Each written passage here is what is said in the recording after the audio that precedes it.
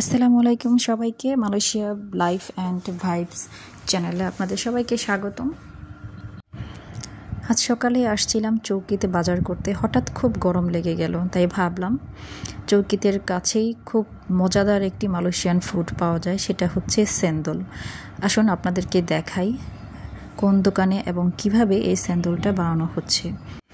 Malaysia আসার পর যেটা আমার সবচেয়ে বেশি মনে হয়েছে সেটা হলো মালয়েশিয়া হলো খাবারের স্বর্গরাজ্য।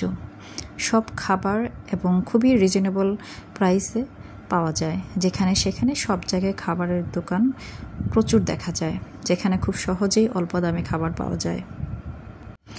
আজ আমি যে খাবারটি খাবো সেন্দল, সেটা হচ্ছে বরফ দিয়ে বানানো আম, নারকেলের দুধ এবং বিভিন্ন ফ্লেভার এটা ইউজ করা হয়, যে যেটা পছন্দ করে। এবং মালয়েশিয়ার ন্যাশনাল ফ্রুট ডুরিয়ান ফ্লেভারও পাওয়া যায় এখানে, কিন্তু আমি আজকে নিলাম ম্যাঙ্গো ফ্লেভারের সাথে। দেখা যাক কেমন লাগে খেতে, এবং দেখতে কিন্তু খুবই সুন্দর। প্রথম দেখাতেই খাবারের প্রতি কিন্তু লোভ লেগে যায়। আপনাদের সাথে কথা বলতে বলতেই কিন্তু খাবারটা রেডি হয়ে গেল। খাবার শেষ করে একটা পার্সেল নিয়ে যাচ্ছি বাসার জন্য। ভিডিওটি কেমন লাগলো জানাবেন এবং সাবস্ক্রাইব করবেন। আল্লাহ হাফেজ।